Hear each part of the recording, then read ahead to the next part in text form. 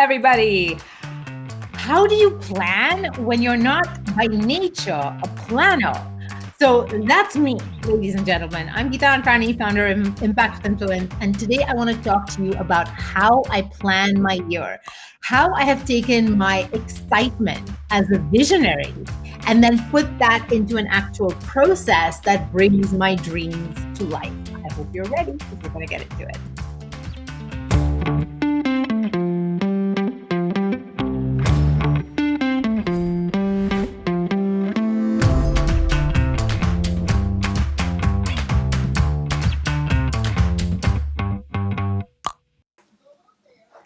Hello, everyone. So if you are watching me live, then I want to see you right now on Facebook. Shoot me a comment.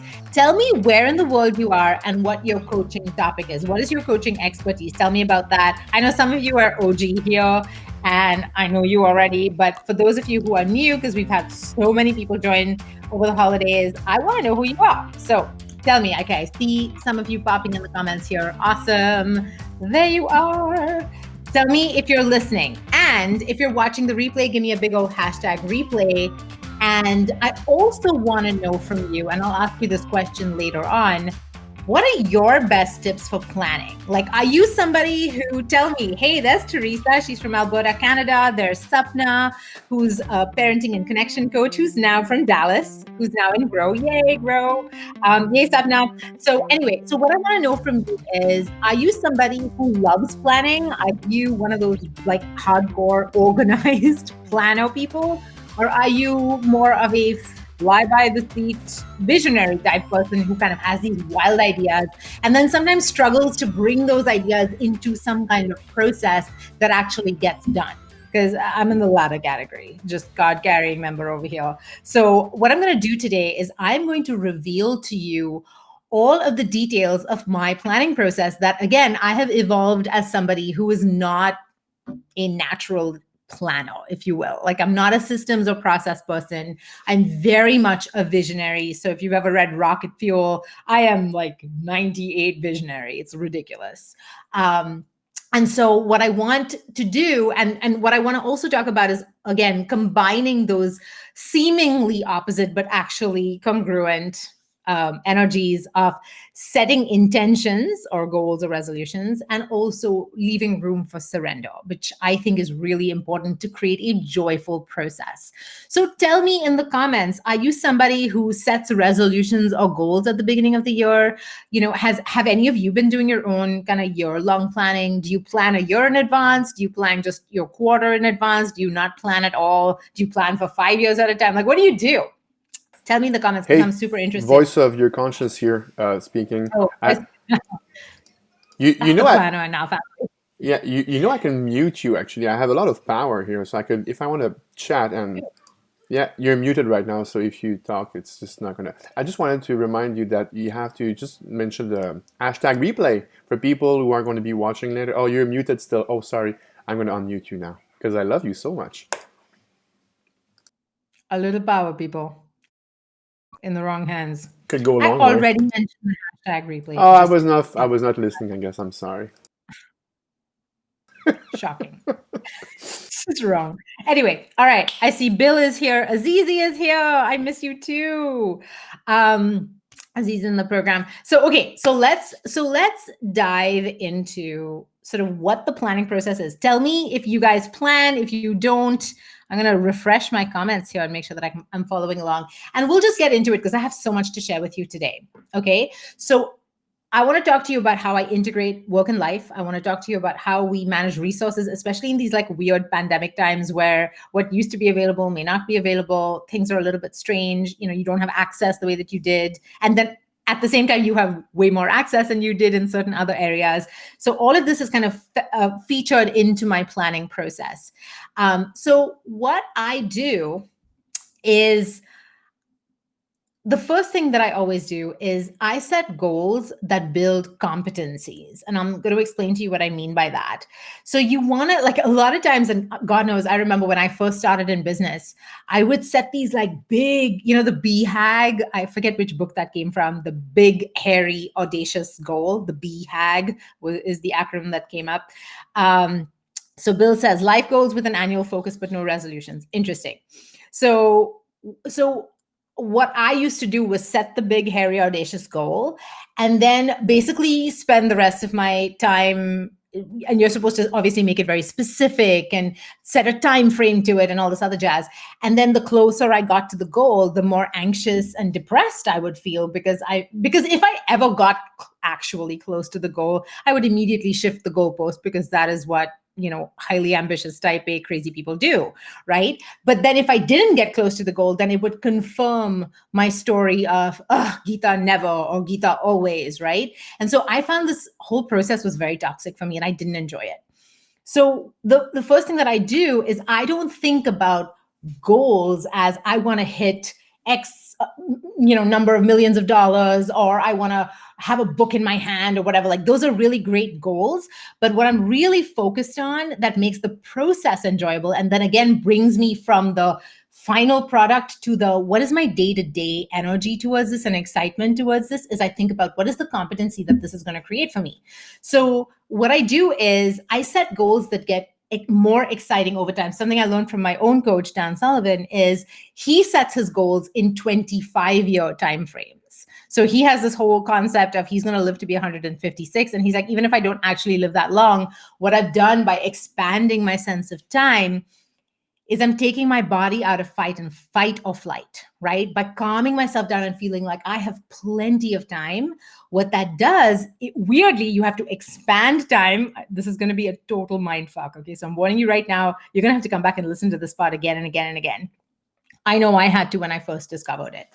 You have to expand time by basically giving yourself plenty of time. People in time scarcity never really get very far because they're so like in fight or flight and they're busy controlling things that shouldn't be controlled or can't be controlled. And they're stressed out and all they see is problems instead of opportunities. So what you do is you give yourself this expansiveness and say, hey, I have the rest of my life to get this done. And I also want to choose goals that are going to get more exciting over time. So for example, having an amazing marriage, that's a goal that gets more exciting over time. There's no end point to this other than death, right? And assuming maybe not even, right? So becoming a really great parent, having a thriving company that creates loads of opportunity for other people. That's an ever expanding goal that gets more exciting over time. So that's what you want to set for yourself. And then you want to think about what are the competencies that I want to acquire. So one of my goals this year is to write a book every quarter. I said it. It's real now. And the cool thing is I'm not going to do it alone. I'm not going to do it in the typical way that I used to tell myself that a book needs to be written. I have to hole up in a cabin and I have to blood, sweat, and tears and I have to like toil over it and yada, yada, yada. Like I'm not going to do it that way. I'm going to do it the way Dan does it. And he does a book a quarter and has done for 7+ years at this point.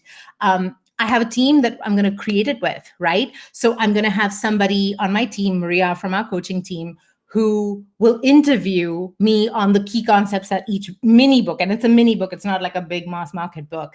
So she'll interview me on the core concepts, and then we'll have a writer that's going to turn that into an actual book, a manuscript. We're going to create a podcast that goes with the book, so it deepens, the details of each chapter of the book, and so on. So it's a whole team working synergistically together. There's not one tired person carrying the entire load, and that's how we're going to collapse time. So when I thought about the capabilities, I was like, I want to learn how to deepen my understanding of my own thought leadership. I want to deepen my relationship with Maria. I want to deepen my ability to create teams around projects. I want to make my thought leadership more accessible, our thought leadership, because it is a collaborative process, more accessible to you, the people out there who may or may not be ready yet or able to invest in the full program. I obviously want to create assets that are going to drive interest in the program itself. And I want something that's going to create a legacy that's going to live on way past my mortal lifetime. And so this is something that's going to get better over time. And I've got all of these different competencies that I want to build. Does that make sense? So that brings me to my next point. Plan projects that develop not just revenue, but people. And obviously your people too, right? So one of the things that you're going to develop is yourself. So what is it that you want to develop as either a skill set or a value or just an intention in your life? What is it that you want to develop? Do you want to develop your marriage? Do you want to develop your parenting skills? Do you want to develop your health, your fitness ability, your athletic ability? Do you want to develop your ability as a speaker? Do you want to develop your ability as a coach? All of those things count. So one of my favorite things about entrepreneurship, and this has been true since the very beginning, like before I had any money at all. I remember I hired my first teammate before I actually had enough money to pay her at the end of the month. That was a scary decision to make. I'm not saying to not have money to pay people, obviously, but I also knew that if she did her job well, that would free me up to do the thing that I knew to do, and we'll get to that in a second. And if I did the thing that I knew to do, the money would come, and it did. It absolutely did, and it always has. In our business, it always has. The problem happens when you don't know what you should be investing your time in, and so you free up some time, but then you go and get yourself busy doing silly stuff. We'll get to that, like I said, in a second. But I was laughing when I was writing my notes here, and I have my notes in front of me. My mom used to give me such shit when I was a kid about my level of, I have a high tolerance for complexity, which is a fancy way of saying I can be disorganized, right? And I can be a little bit chaotic. And often I'm like thinking about things and I see things in the future. And so, my surroundings may not always be the most neat or organized. And she would be like, dude, you're always creating more work for other people. And instead of fighting that, I have now learned to embrace it. And I do create work for other people, paying work, fulfilling work. It is my favorite part of being an entrepreneur. Like, we have 11 people on our team right now that all get to work in their genius, their zone of genius, and put their work out in the world and get paid to do it, right? That's opportunity that did not exist and would not exist had I not made that first terrifying leap into owning my own genius. So it has been so worth it for me. And now we're growing the team and we're growing the people within the team. So I'm a huge, huge believer in planning projects that develop not just revenue, but that develop the people, that develop the relationships. And again, the book idea, right? Like, that's a great example of it, is I want to develop the relationships and I want to develop the capabilities. Maria and I, neither of us has ever done anything like this before. We're going to have to hire a copywriter. So if anybody knows a really amazing writer who's able to channel, somebody else's voice, who's able to capture the nuances of somebody's voice, we're looking for this person. So if you know somebody, please put them in touch with me. Because we're looking to hire immediately. And this is a position that is definitely growing. This person is going to get their name on a book very shortly. They're going to get their name on several books. There's copy coaching opportunities available on the team, on the Impact with Influence team. So this is going to turn into a full-time gig real soon. So just putting that out there. So what I'm going to do, so ask yourself, just out of this one, who is if you have a goal, just be like, who is this going to develop? It could be you, and that's fine, but who else? And remember, you have to remember that when you're creating a goal like this, the person that you're trying to develop should already have an aptitude and an excitement for whatever the project is. And now you're just giving them an opportunity to step into that genius in a more meaningful and a more lucrative way. Does that make sense? You're not like developing somebody's competency from zero, yourself included. Cool. Okay, that brings me to my next point, which is something that I see very few entrepreneurs doing, which is to plan your free time first. If you ever read the book, The One Thing by Gary Keller, he talks about, I took his program too, so I don't know if it was in the book or if it was in the program, but they basically talk about, if you have a jar and you have a whole bunch of rocks, you have big rocks, you have little rocks, then you have sand, and then you have water.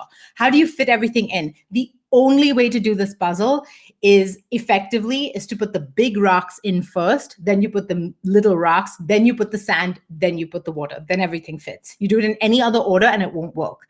And it's the same with your life. The big rocks are your free time. How many of you plan your free time in advance? How many of you put time in your calendars where you're going to unhook from the day-to-day, the selling, the delivering of coaching, the marketing, or whatever it is that you do in your business, and then you stop and you think you are working, but you're not working in the business, you're working on the business. So that's not even technically free time. That's just CEO time, right? Where you're working on the business, not in it. And then in addition to that, having actual free days, like midnight to midnight, no checking email, no, putting out fires, no getting sucked into work in some way, shape, or form.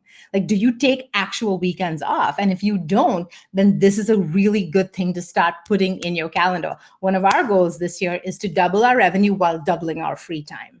So knowing that those are the parameters, I'm going to think very differently than if I was just going for revenue. Does that make sense?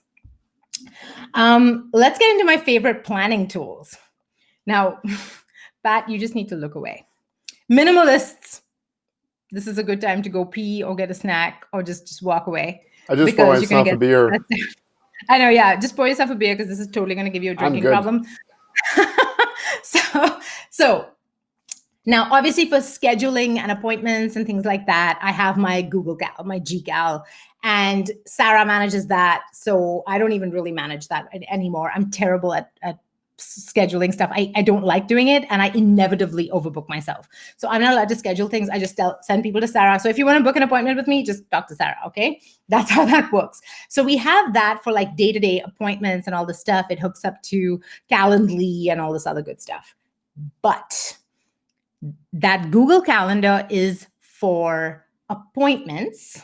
And I keep appointments with myself, like my workouts will be in there. My date night is in there. My any time that I have where I'm just like, I have a block for thinking, that's going to be in there. So it's blocked off and it's real. If it's not in my calendar, it's not real. That's kind of a rule that I have. So those are in there. But what I do use is paper planners for strategizing how I spend my time. Because I find I don't know, for whatever reason, my brain, I cannot strategize in Google Cal. It just doesn't work for me. When I see those blocks, like I just fill them up and then I'm like, oh, where do I have space? And then I end up scheduling entirely too much. That's a kind of a bias that I have. How many of you can relate to this? Tell me if you're one of those people. Pat is so good. He's so disciplined about this. He will schedule like buffer time around his appointments. He's always on time. He's usually early. I'm the person who has 7 gazillion things just packed into any given day. And I thrive on that. Like, it feeds my energy for the most part. Sometimes I overdo it, but generally speaking, I have a lot going on in any given day. So there you go. So what I do is I will like, one of my favorite tools is called, let me actually like open it up to the actual cover here.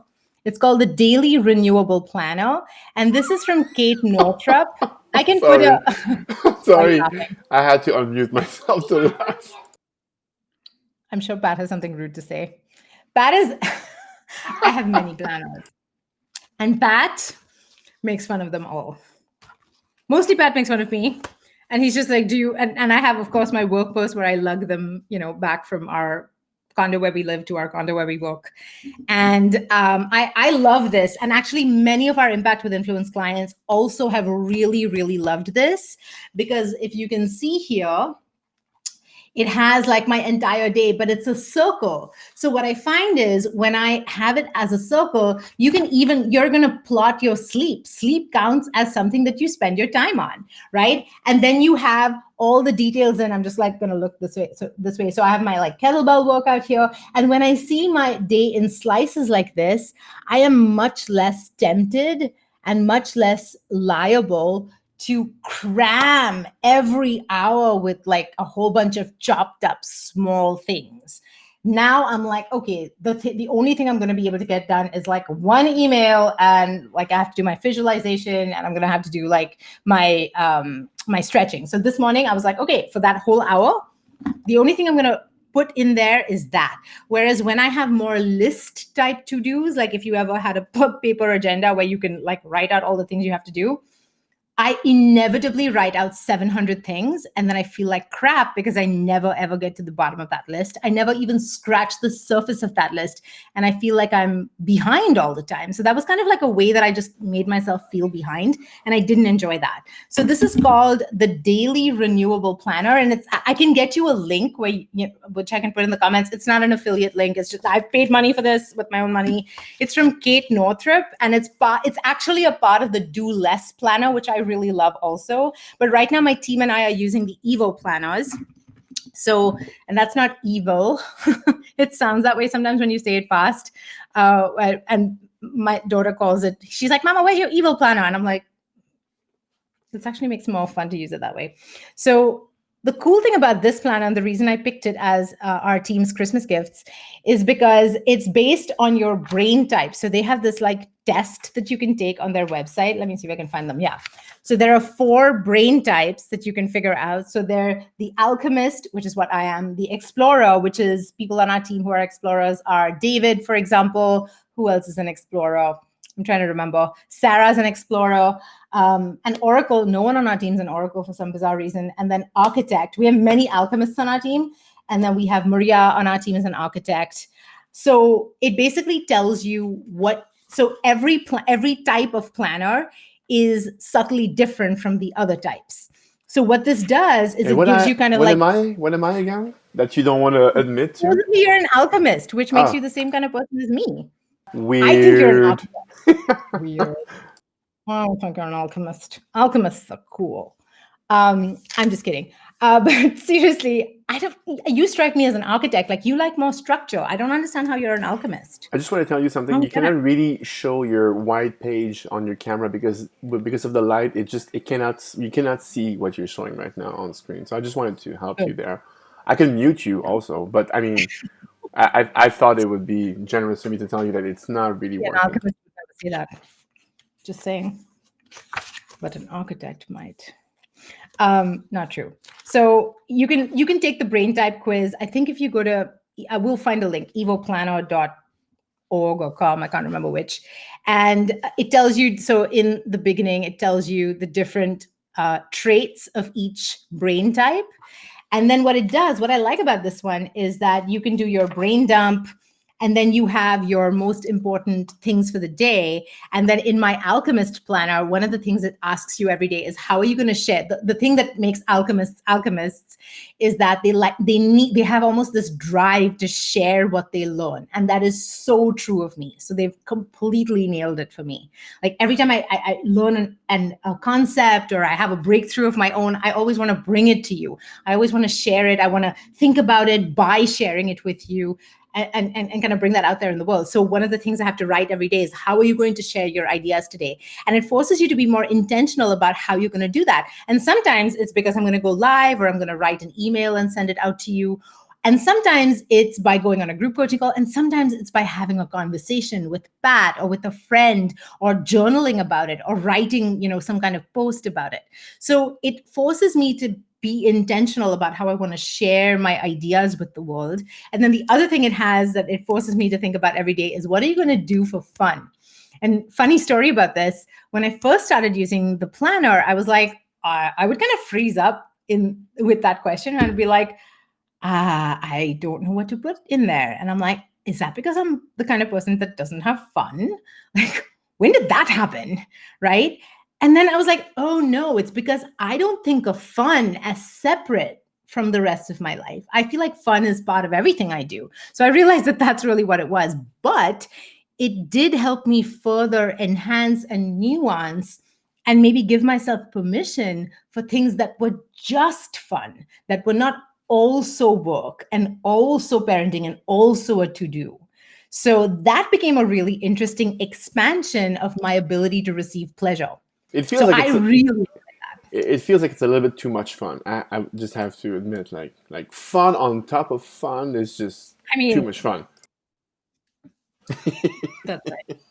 That's right. Yeah, Melissa's an alchemist. That's right. Melissa's an alchemist. Brittany's an alchemist. The name of the planner is EVO, like Evo. Can you read that? Oops, that's I put the link for the store in the comments already. Yeah. I probably have a link that'll get you some kind of discount. that might give me some kind of discount when we reorder. Okay, one thing I should mention about the Evo Planner is that it's only for a quarter. So you got to buy 4 of these bad boys every year. That's the part that I didn't love.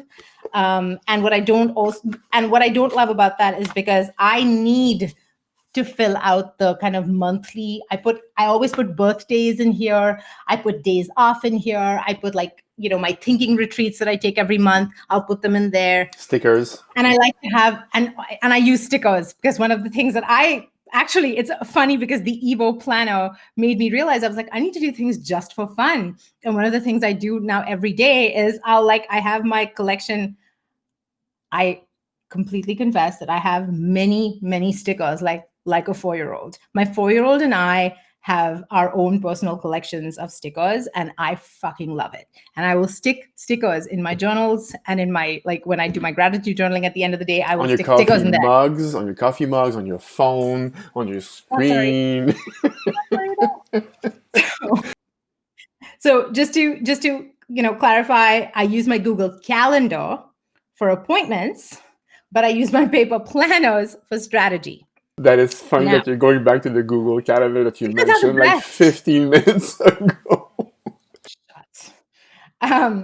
Next tool, you're a tool. Next point I want to make is create space for genius. So one of the things I learned really when I was reflecting on how we've come as far as we've come and what was some of the push-pulls that we felt along the way. And it's something that we talk a lot about with mastery students in our program, is it's really difficult sometimes to let go of something that's good, something that's kind of working, to make space for something that's truly amazing, that's genius. So it's like letting go of your zone of excellence, things that you're good at, but you have kind of lost passion for. It's really hard because you're good at it. It's generated money for you in the past. It's worked for you in the past. People expect it of you. People want you to do it, but you've kind of lost your spark for it. It's really hard to let that go, to make room for something that you love, that you just want to dive into, that you want to spend all your time doing, that will potentially also make you loads of money, which is your zone of genius, right? So that transition can be really hard. So the way that you create space for that is you delete, you automate, and you delegate. So I'll give you an example of how we've been doing that. So this brings me to, how do you do this in a pandemic? Once upon a time, long ago, before the pandemic, we used to have somebody who came in who would clean our house and who would cook nutritious meals for us every single day. And so I had like great food in my house at all times that I did not have to prepare. So if I felt like cooking, it was like celebrity chef, but I didn't have to cook. Cooking was not a chore for me, right? So, and obviously with the pandemic, we haven't had that support in months and almost more than a year, almost a year now. And it was fine. And what was nice was taking a break from it allowed us to come back to it with renewed energy. But now, almost a year in, we're like, oh, fuck this noise. We're done. Now we need to outsource this. So at first I was looking at, okay, how can we outsource it? And it would have to be outsourcing it as opposed to insourcing it, right? Like bringing somebody into our house. That's not safe with COVID anymore. So at first I was like, maybe we could hire a personal chef to cook at their own house and then just deliver meals to our house. That could be one way to do it. And if you're thinking, well, that's easy for you, Geeta, you're a rich bitch. Let me tell you something. I got to be a rich bitch by thinking this way, by saying, what are the pieces? So here's the question I asked myself. And we sat back and I sat down because we were looking at what creates the most friction for us on the day-to-day, right? The more friction you have, the more in fight or flight you'll be. The more in fight or flight you are, the less creative and genius you are. That's when you start to see problems instead of opportunities. So what do? First, identify what are the sources of friction for you. So cleaning was one. Santa brought Pat one of those Roomba type situations. So cleaning is at least partially taken care of now, and we automated it. So that was automation, right? A machine does that work. So neither of us has to. And then we looked at, okay, the next thing was food prep, meal prep, cooking. It's very time consuming. We have to be really intentional. We're very big food people around here. What do? I created an ad for a personal chef. And then as I was doing it, I was like, oh, there are meal services that exist, right? Duh. So we just signed up for a meal service. And now we're going to get a whole bunch of meals, fresh cooked meals delivered to us once a week. Sorry. So they're fresh, or twice a week or whatever it is. And then we just have a fridge full of food that we didn't have to cook and it works out. Now, we have the cash flow for this. If you're not in that place, you might think, okay, you might purchase pre-made meal plans so you at least don't have to do any of the planning. And a lot of meal plans have shopping lists where you can literally go online, automate and have your shopping done for you, delivered to your house, and all of those things that would have eaten up, when you add them up, hours of your time, plus the stress of it, going out, getting dressed, getting your kids dressed, whatever, you've removed that friction. Does that make sense now? So you're either going to delete something. So if something doesn't need to get done anymore, just get rid of it. And if you don't have trouble getting rid of things, I have sometimes trouble getting rid of tasks or projects or things because I've had emotional attachment to them. So my trick to fool my brain, and this is what I teach my clients to do as well, is park it. So I allow myself to park things. So I say, okay, right now, this is going to be like next phase, next quarter. So I'm going to park this idea for next quarter. I have a place in Asana where I put it in there and I'm like, think about XYZ project. And then I put the date for like 3 months from now. Usually by the time I come back to it, I'm like, delete, and I don't care about it anymore. But if I told myself I had to give it up, then I feel like I'm losing something. So that's kind of like a way that I trick my brain to allow myself to just let things go without needing to break up with them immediately when it feels traumatic. Does that make sense? That's delete. Automate, I explained, if you can make a machine do it, if you can make a software do it, all my savings come out of my bank account without me ever having to lift a finger or think about it, less decisions to make, automate. And I know that my savings account is growing. That. And then delegate, obviously, is hire a teammate. How soon, if there's something that's causing you a lot of friction, you need to get help. Now, sometimes the help is going to be help above you, where you're getting coaching. Like you might hire someone like me or our team to help you with the strategy of what to implement. So you're not having to not only do the work, but also think of like through all the decisions and all the options and try and figure out what the heck is the right way to go about this. That's exhausting. It's time consuming and it creates friction. So you might hire a who, as Dan Sullivan would say, who kind of shortens your time frame and collapses time for you because they figured out all the systems and they're just handing it to you and all you have to do is execute. The other type of who that you might hire, obviously, is the who's below you. So this is somebody, and I say below, it's not a hierarchy, but it just means that you're handing them, you've already conceived of the project, the processes are more or less in place, and now you're handing it over to them. You have all the parameters in place and they're going to execute it and take it off your plate. Like a VA would be that kind of who. Does that make sense? So you want to delete, automate, or delegate. I often see coaches coming to us who are saying, I want to build a successful, thriving, multi-six-figure business, but I work full-time and I have small children. And I'm like, well, you need to make a commitment, right? And I'm not saying you need to make a commitment means you have to quit your job. That's not what I'm saying. But you need to you have to be willing to ask yourself, what am I willing to remove that causes friction? What am I willing to delegate, delete, or automate? Because the more you can open up this space, the more you can step into your zone of genius. And the more you step into your zone of genius, the more cash you're going to generate, because genius generates cash. That should be a hashtag. Write that down. Genius generates cash. Genius is basically like a money printing machine. It really is. The more you give yourself permission to step into what you're brilliant at. So here's how I define genius. It's something you're amazing at. It's something that you love to do. This is very important. Sometimes you're amazing at things that you don't really love to do anymore. You used to, but not anymore. Something you're amazing at, something you love to do, and something that makes you money. And if you want to add like a fourth thing, it's something for the highest good. I assume usually genius is for the collective's good, but if you need that clarification, then add that as well, right? So it's something that helps a lot of people, yourself included, something you love doing, something you're amazing at, and something that generates cash. And so before you delegate, automate, or delete, the first thing you got to figure out is, what are you absolutely brilliant at that you wish you could spend more time doing? How many of you know the answer to that?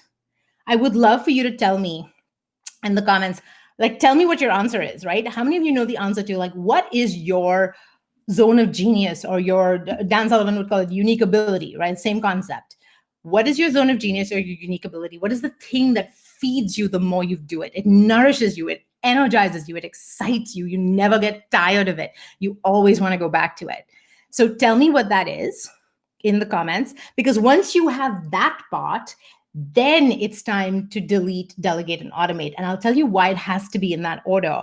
Because I've seen people make the mistake where they'll hire a VA or they'll get coaching or they'll do whatever, but it's usually more when they hire underlings, right? People who are on the execution side of things. And they're like, but I don't really know what the strategy is. And I don't really know what I'm doing. So now there's, instead of one headless chicken, there's two headless chickens, you and the VA that you're paying. And so what ends up happening is you're exacerbating and expanding the stress, because now you have an overhead, you have to pay somebody, and they're not actually taking things off your plate because it feels like more is piling up on your plate because you're responsible for them and their workload as well. Does that make sense? I've seen this happen many times.